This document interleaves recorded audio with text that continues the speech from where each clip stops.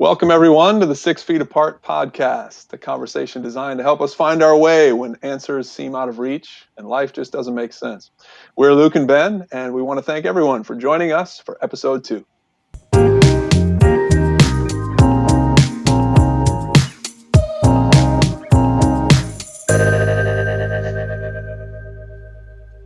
So last week was fun. We kicked this whole thing off. It's been a fun conversation already. And our hope for this deal is this to create some space where we can sort through some really legit and sometimes tough questions.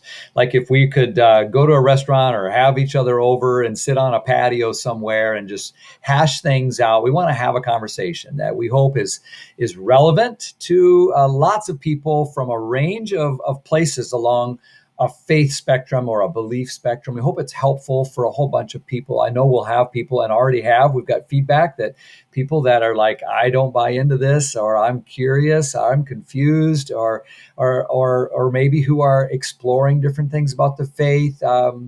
Are joining in the conversation, which is exactly what we'd hoped for. The point is that we go on a journey together and see what answers we can find, try to be honest about that, get a little, maybe a perspective that we wouldn't have had on our own without the conversation. And I'll be honest, Luke and I are hoping that those who would say, you know what, I'm best described as a skeptic. I'm not particularly religious, or maybe you've got some doubts about God. You don't trust the church thing. Christians bug you, whatever it might be.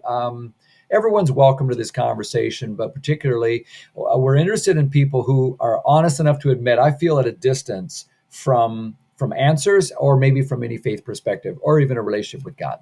Yeah, and as we said last week, we're just being honest about where we're coming from, Ben. Of course, we're both pastors for Mountain Christian Church, and that says something about the perspective that we have, right? Like you said last week, we've bet the farm on the Christian perspective, and we're not apologizing for that.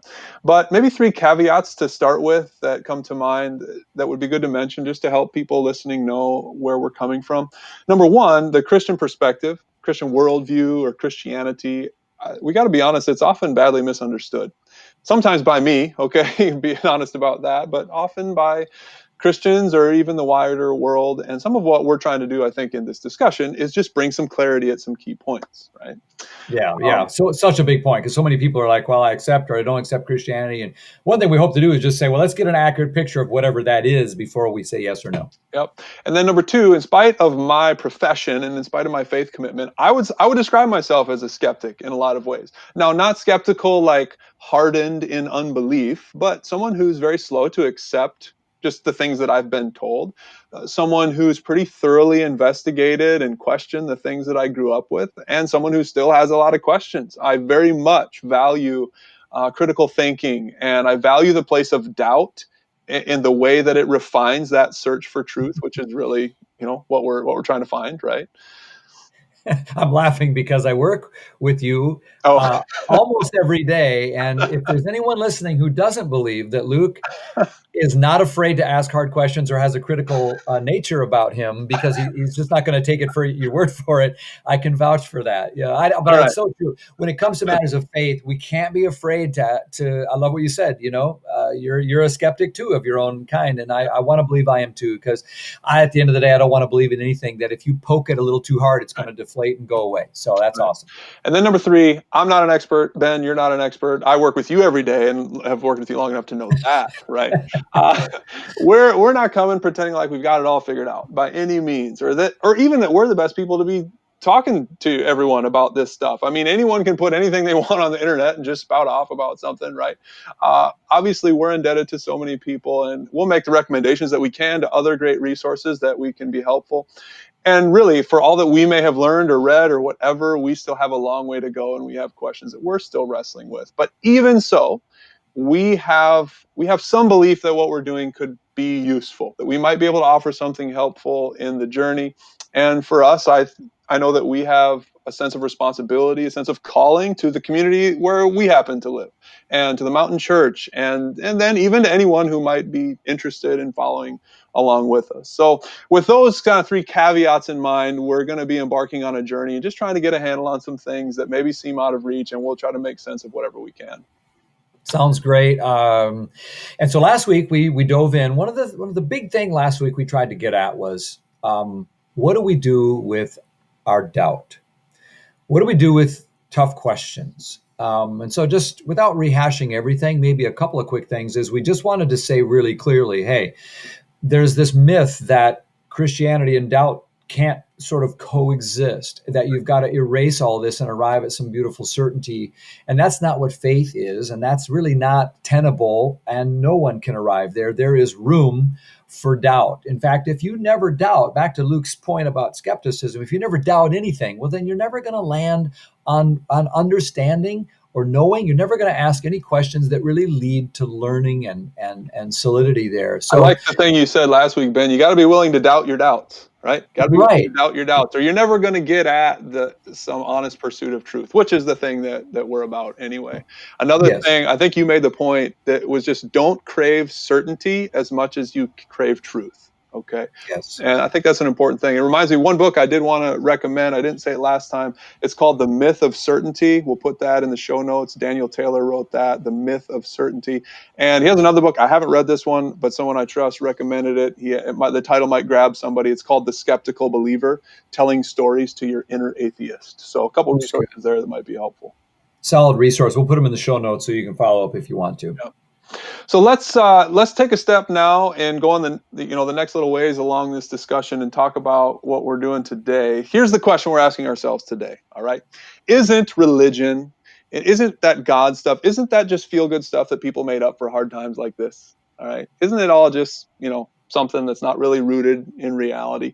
And this is talking about this question is going to help us get started on really it's a two-part discussion that we're entering into today. We're trying to sort through is Christianity reasonable at all? Could any thinking person hold the beliefs that Christianity espouses? And that's the direction that we're going to go in these next two episodes.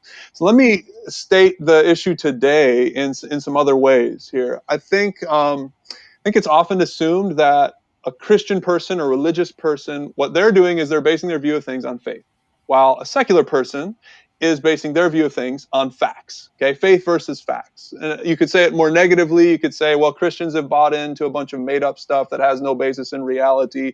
Their faith is blind faith. It doesn't have any, sense of the actual evidence. While a skeptical person or a secular person, they don't have any faith. They're just going along with the evidence that presents itself. So there's this faith perspective based on feelings and wishful thinking, or a nicer way to say it would be to say, well, it's based on some theological doctrines that are meaningful that you have to have faith in. But then there's the secular perspective, which is based on reason and rationality and does not require the leap of faith. So so-called religious person has faith, a non-religious person does not. So Okay. there's kind of almost this big dichotomy between Christianity, particularly faith, but I'm sort of going to be more enlightened because I'm going to choose facts. Yep. And I would rather be based on that. And we all know that's real and that's solid and that's firm. I think Okay. most of us kind of accept that, whether we know it or not. I'm going to throw an image out here. Have you ever seen the movie The Invention of Lying, Ben? So I've heard you talk about it, Yeah. but I've Well, not you're a seen it. pastor. I mean, you probably wouldn't watch a movie called The Invention of Lying, right? It's got lying in the title. I mean, Yeah, geez.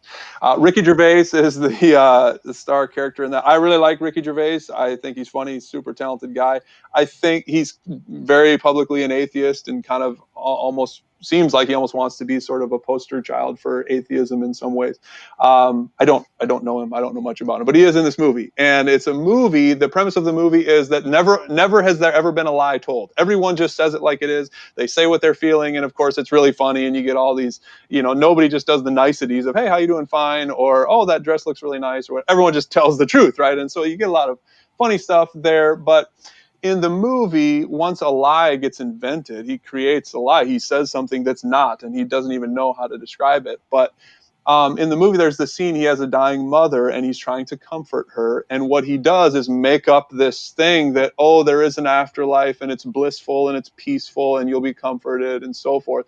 And she was very anxious leading up to that because that's clearly not what she expected. And then when he told her that, she just calmed down and everything was at ease. And then word got out that oh, this is what the afterlife is like. And then of course he's just drawing a crowd like crazy, and everyone's so interested because they've never heard of this thing before. So a funny movie, and it makes for an interesting plot development and all of that. But I think that's a pretty good picture into the ways that people assume, a belief in Christianity developed. Now, we could talk specifically about the afterlife. Maybe we'll do that in a future podcast. But letting that just be one of the many beliefs of Christianity, people assume that, oh, it needed, somebody needed some comfort, someone needed to feel good, or needed to have a spiritual uplift or something, and so these ideas about religion and Christianity were invented. It helps us cope with the pain or whatever. It's a nice thought. Unfortunately, it's not true. Just ask any reasonable thinking person and look at the evidence, and you'll discover otherwise. Clearly, it requires this blind leap of faith. But all of us living in the real world know that that's not the case. So one image, one way to look Mhm. at it, and so that just got me thinking. That's, I think, a lot of the ways that people are viewing the world today. And how would you kind of where would you go after if you were talking to someone who's like, yeah, that kind of is the way that it goes? How would you start kind of responding? Yeah. Yeah, that there's so many issues there, and it's interesting how film sometimes brings out things from a perspective without being a documentary to make a point. It's Sure. really saying this is the way a lot of people think, and this idea that there's this subjective element, that it's not based on something solid or firm, but out of a desire or some hope for outcome. Someone dreamt something up and said it. It kind of got momentum and went forward. So what we don't want to say is an answer to that there's no such thing as subjectivism or a personal element to the Christian faith, because we have to acknowledge right out the gate there certainly is an element of this deeply personal aspect of faith. I mean, in fact, we talk often about a personal relationship with God. There is an experiential aspect to Christian faith, and whenever you have a personal experience, you're open to some subjectivity. People report these kinds of things all the time. But when people point out that there's a subjective element that they describe as faith, it's not as subjective as I think we sometimes want to admit. I think of the example of George Buttrick. He was of a previous generation, I think a dean at Harvard or something like that. And every once in a while, a student would have this enlightened moment where they would come in to him kind of perplexed and troubled, and would say something along the lines of, Dr. Buttrick, I don't believe in God anymore. And he would kind of calmly, having heard it many times, say something like, well, sit down and tell me about this God that you don't believe in. And I probably don't believe in him either. Yeah. And the idea being that the God that is often rejected is this caricature very often. This is what I see. I'll be honest. I've read a lot of accounts recently of people who are kind of highly prominent, highly visible Christians, and there's been two or three that have gotten a lot of press in the last year or two. Like I have to step away from the faith, and then the next sentence out of their mouth is something like, "For this reason," and they'll explain some deal with the problem of evil or something that's going on in their life, and I'm like, well, good grief! If I had to believe what you just said in order to be a Christian, I would be with you in a heartbeat. But in fact, very often we kind of, what we're rejecting is almost this straw man, this sort of version of Christianity that isn't at all really attached in an accurate way to the biblical record, to genuine Christian faith, or to what the Christian worldview actually is. Right. So that's kind of interesting. We have this inaccurate depiction, and so I think there's an irony in that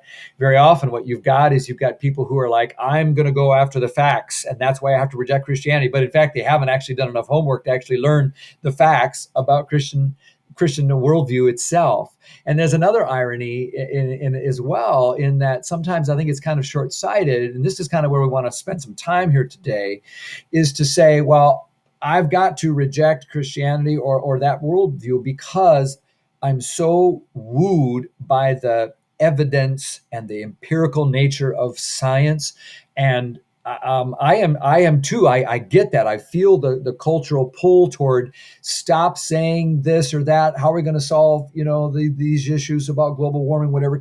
What's the right reaction with COVID? What should we do? Can we look at the facts? Everybody wants to say that. But what's ironic is I think there's this notion, and you set it up a minute ago, Luke, about, well, Christianity is based on feelings and the real world's based on facts, and we get this idea that we're going to be kind of adapting solid instead of squishy. And Well, and the thing is, you're not saying like empirical evidence. You're not saying that Christians don't care about that, or that we're not interested. Like, don't bother me with empirical evidence. We're not saying that. correct. Exactly not.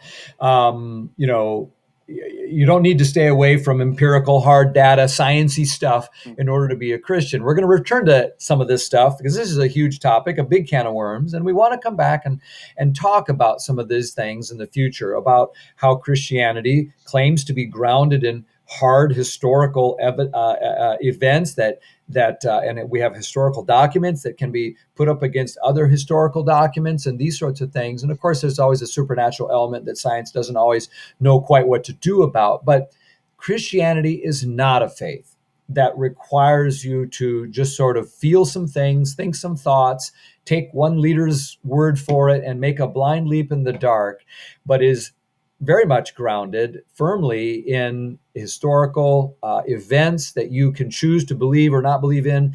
But at the end of the day, you can have good reason to believe in them. In fact, when we're talking about this, you have to note that there are many people today who have gone on an honest inquiry of truth and who have embraced the Christian worldview precisely because once they looked into the empirical evidence and studied the facts from as scientific a viewpoint as they could, they were overwhelmed by how persuasive and reasonable and convincing it really was. And so we just have to get away from this notion that Christianity doesn't want to talk about that because we're the faith people. You can poke holes in it all you want, and guess what? It holds up. And I think sometimes skeptics misunderstand that and think I'm going to go adopt something more rational because I love science. And And we, honestly, a lot of yeah. Christians, yeah, you were gonna. That's what you were gonna Well, say, yeah. we gotta be clear. We love science too. We empirical evidence is great. Christians are in favor of evidence. We want evidence. We embrace science. Seeking and understanding is exactly what we should be doing. We love science. We love what science does. It deepens our appreciation for the world. We want to learn everything that we can about the world. No benefit at all to just being blind to what science Right. tells us, or like we got to be afraid of that because remember, this is an honest pursuit of truth. So we're going to take truth wherever it lies. A Christian should be saying, we need science, right? We Yes. need science. We need people right now studying a vaccine for COVID-19. We need people to solve the ills of the world, and certainly science plays a critical role in that. We need stronger bridges and solid buildings. We want scientists doing those things, not pastors figuring those kinds of things out, right? We need everything, archaeology, all the ways of studying the world. Here's where I think we need to be wise, Ben. We have to be careful that we don't ask science to do more than science was designed to do. I think that's the key Mhm. part there. Okay, let's go down that road a little bit right now, if you don't mind. Yeah, Unpack that a little bit when you say, right. so we're not afraid of science. We need science. I don't want my bridge builder that I'm driving over saying I prayed about it and it's good. No, no, I Right. want to know. I want to see the plans.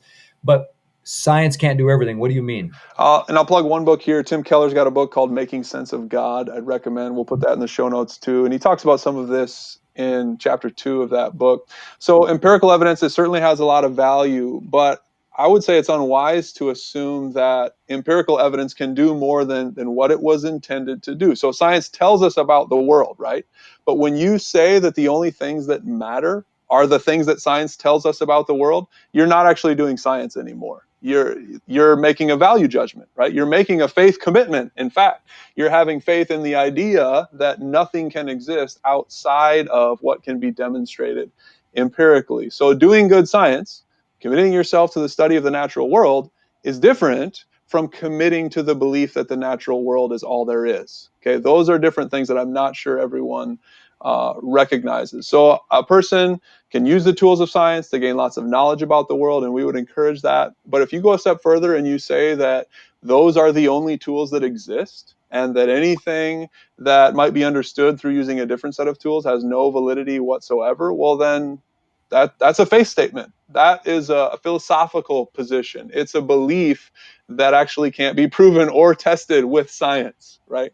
Hmm. So By my its own definition, science limits yeah, itself, doesn't yeah, it? and we've Because got to be if you aware. can't measure it and have a hypothesis and so forth, so this is why things about origins, for example, Yep, or things that we all would say are definitely real, but you don't know how to measure them scientifically. yep, And you could talk about love or the feeling you get when you ride a bike down a hill. yep. You can't always measure every aspect. And don't ask science to do that. Science does great things. It just doesn't do that. It's not a tool for that. Mhm. Mhm. Keller, in his book, he quotes Stephen Evans. He says, "Science, by its very nature, is not fit to investigate whether there is more to reality than the natural world." Okay, that's it.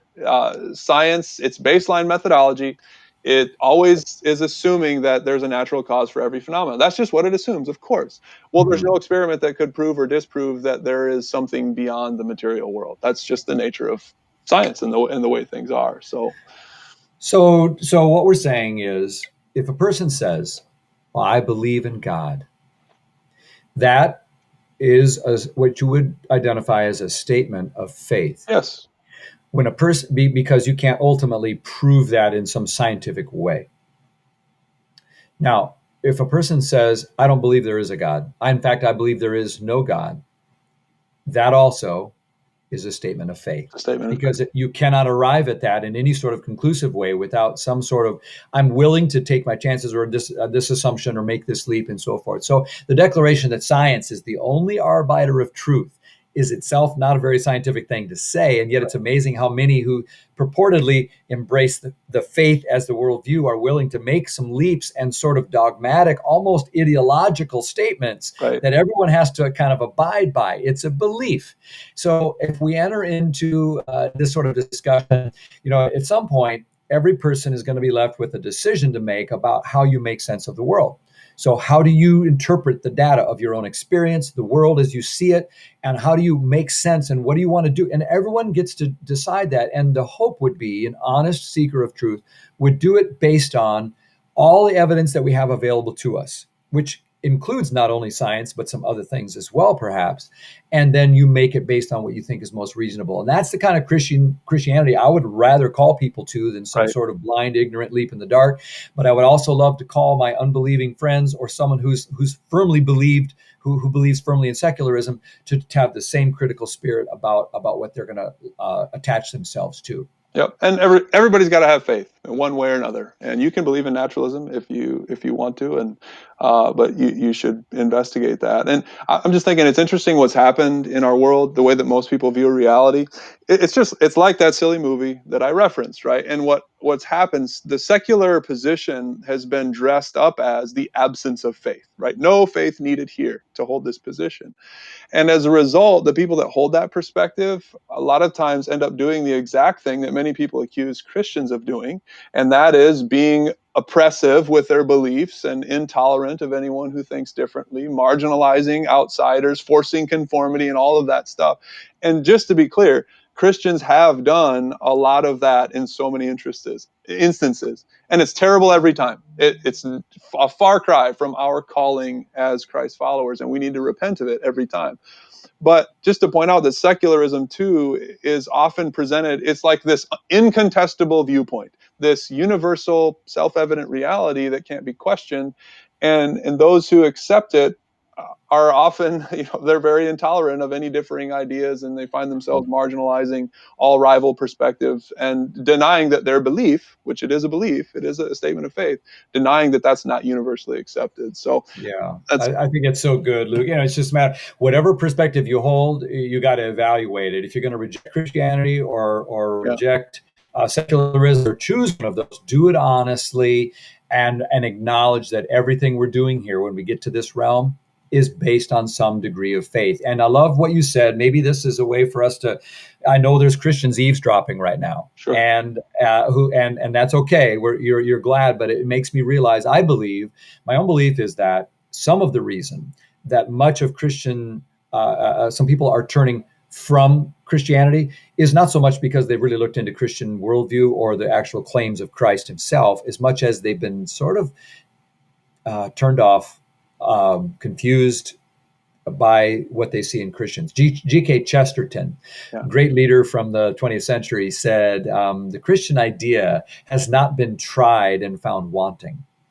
That's not the problem. It's been found difficult and left untried. Yeah. There's a lot of work for Christians to do here, and but all of us just need to come back to a sort of honest pursuit. Is where we're kind of urging everyone to get to. One quote to land with in Keller's book again, Making Sense of God. He concludes that chapter this way. He says, rather than unfairly asking only religious people to prove their views, we need to compare and contrast religious beliefs and their evidence with secular beliefs and theirs. We can and should argue about which beliefs account for what we see and experience in the world.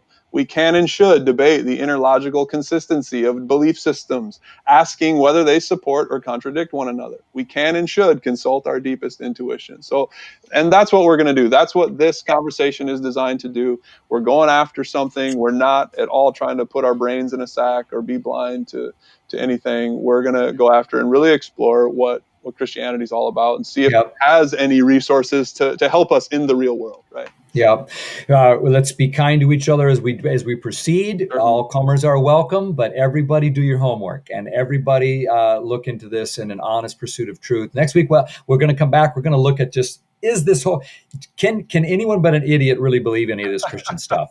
Seriously. I mean, is it reasonable at all? We'll come back to some of that next week. Everybody has faith. We're going to take a look at the Christian faith and see, yeah, can an idiot believe it? Is it reasonable or what? I hope you'll join us next time as we go after that. And while we have to stay 6 feet apart, I hope you can engage in this discussion with us. We look forward to going on the journey, and we hope to see you next time for another episode of 6 Feet Apart.